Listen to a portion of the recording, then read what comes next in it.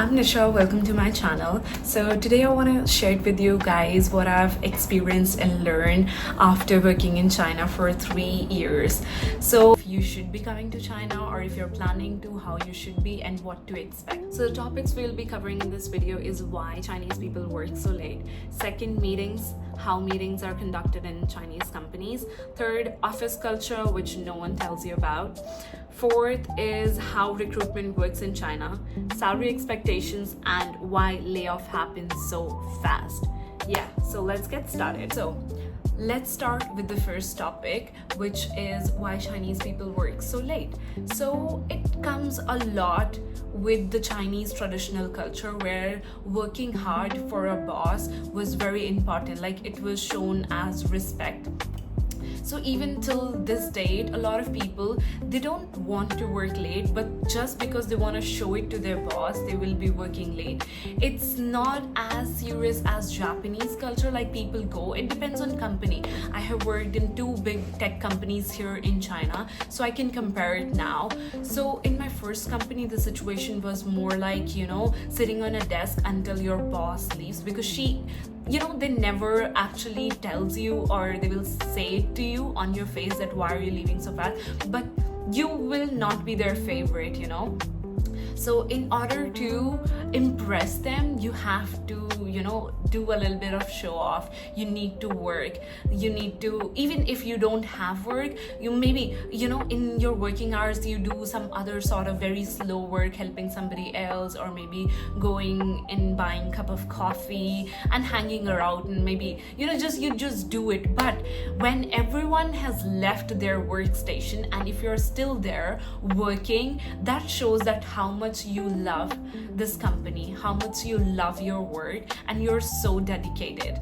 So that's how it is. A lot of people do it just because somebody else is doing, so sometimes you have to do it too. So I was in a situation when I was in a particular department in my previous company, and there was like among 10 of us, 6 people used to do work overtime.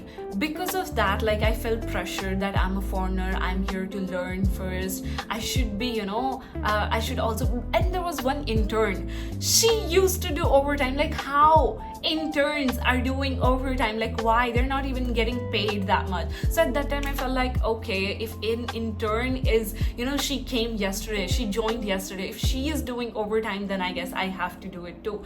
And I realized this later on, that yes, this is the culture and there is no other way if you want to impress or show off your laoban. That's what bosses are being called in China. Second topic is meetings in Chinese companies. So Chinese companies are actually growing really fast. So they do because I am also working in overseas department, so we have a lot of international meetings where there are a lot of international clients, and we have people from different parts of the world. But what I've realized in Chinese companies is that their native language Chinese is still their priority, even when they're talking to their clients in English. But then when they're talking to their own colleagues, they will always switch to Chinese. And sometimes I felt the other people, for example, I was on a business trip to some country, and we were having we went actually together with some other Chinese people, and we were discussing about some policies related to some stuff, and in between Chinese people were switching to their own language, and that country people, that nationality, they were are they trying to scam us, fool us?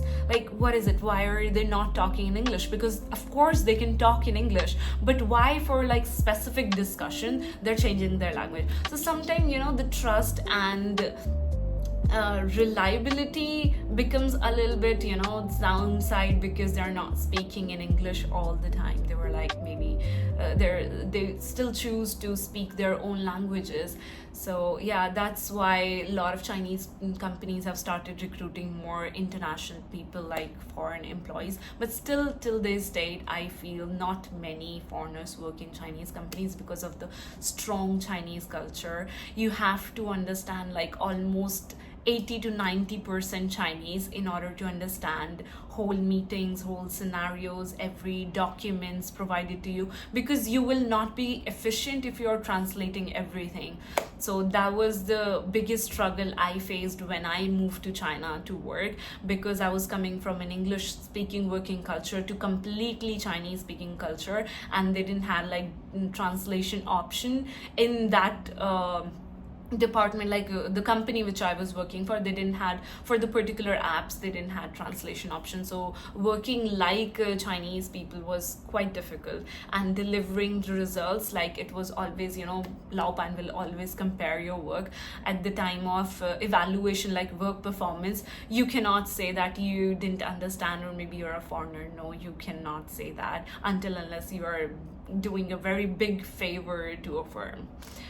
So, third topic is office culture, which no one talks about. I think I almost covered in the previous topics. I cannot talk about this much.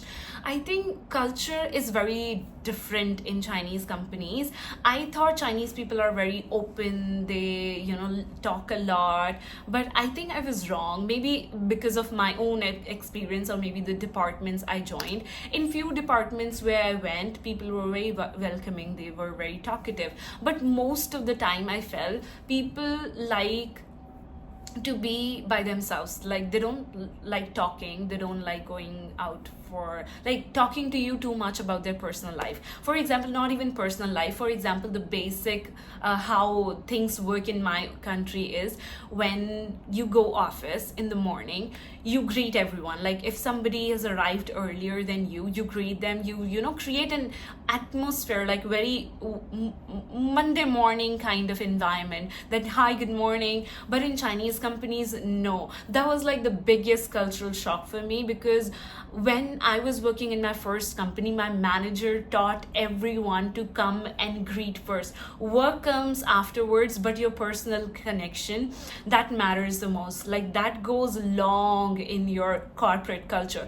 So he taught us how to make, you know, connections, how to do networking, how to understand somebody, like if somebody is not feeling well, because in a workspace you spend most of the time with your colleagues, like as compared to your family members or your sisters, siblings, like for example. So he taught us to know about your colleagues, like if they're doing well, you should be friends with them, like not that kind of friends, but at least you should be friendly enough that they're comfortable sharing some things with you. So that was my previous culture, and coming to Chinese corporate culture was a big shock for me. Like nobody will talk to you until unless you go and talk to them. Of course, they were welcoming, they were never rude to me, never racist. I never felt that.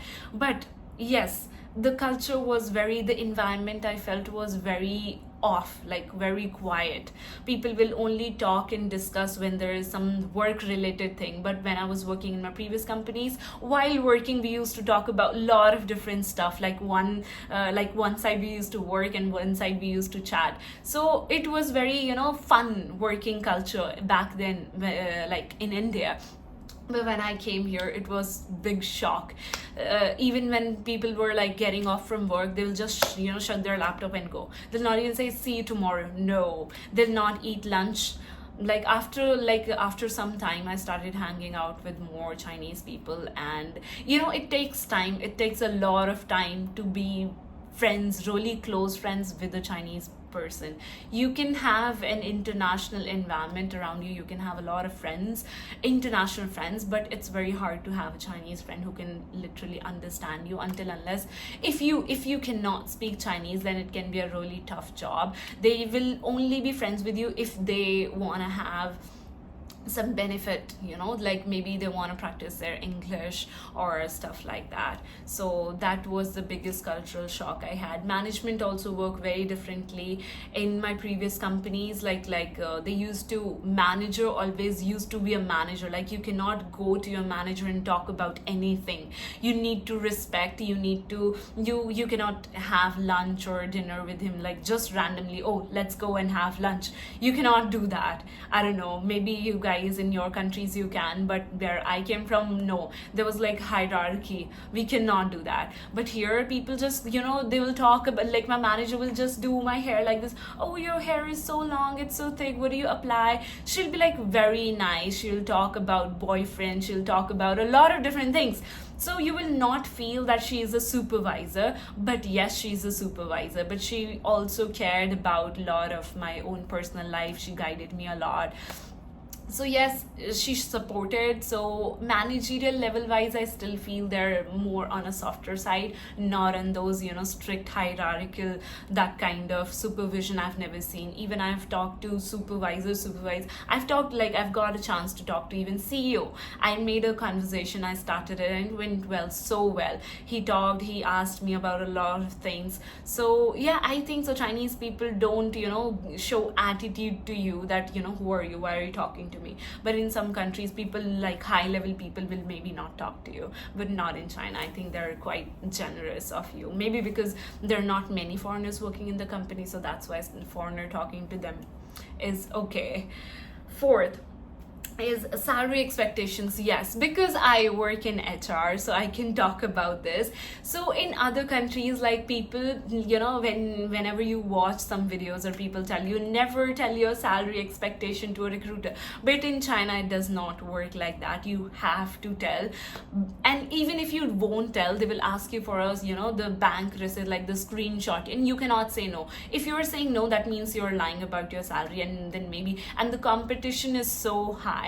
And if you manage to get into a good company, then saying no to showing that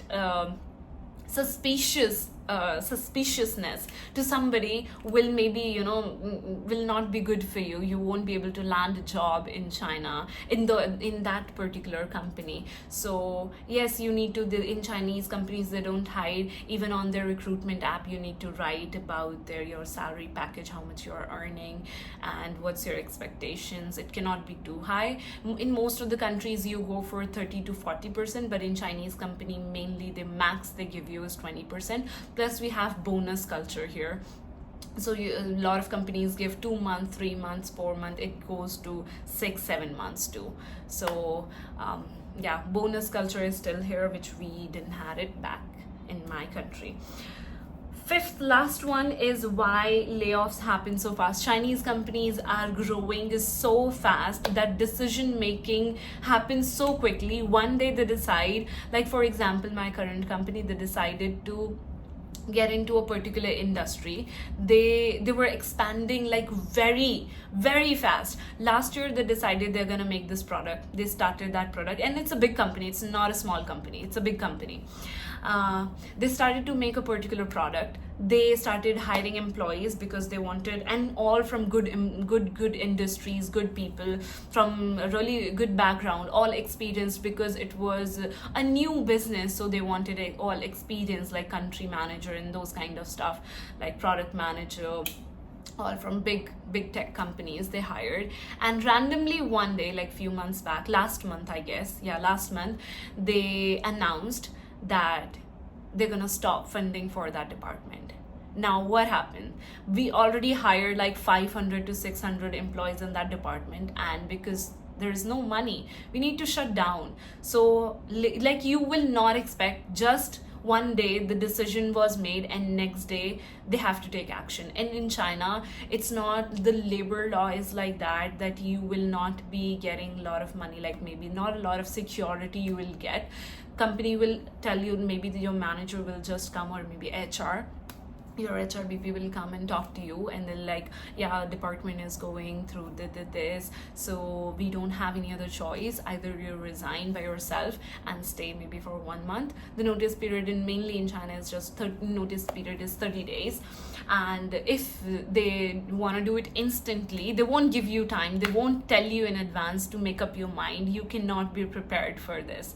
You cannot be, like I'm telling you, you cannot read the room in Chinese company. Decision making making happens inside the boardroom. You are not part of that conversation. You will maybe hear it in news articles, you will read somewhere, but you will never hear somebody talking about it on the floor, because nobody knows. Nobody knows, and there is no proof you can, talk to your manager about it. They will lie to you. In my previous company, this happened. It was all over the internet what company was going through, and supervisor was keep on telling, don't believe those news, don't trust, it's fake, it's not real. And right next month it happened.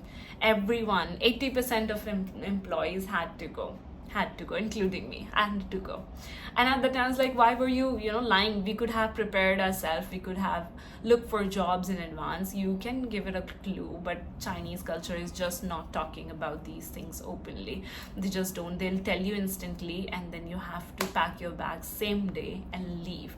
And the compensation which they pay, it's also not too much. It's just N+1. N stands for how many years you stayed in that particular company. So if you were maybe working in this company, your current company, for maybe 5 years, so you will be getting 5+1, which is like 6 months salary. So it works like this in China. So these are the things I didn't know before coming, but now I know. So I just wanted to share my personal experience. And if you are working in China, or if you're planning to work in China, if you have any questions, please let me know. You can ask me any questions if you want, and please share some things with me too, so that maybe we can talk about more topics and maybe not next upcoming videos. So bye bye guys, thank you so much for listening to me, hearing my personal stories. There are a lot more. I'm making this whole China series on my YouTube channel, so please subscribe to my channel. Bye bye.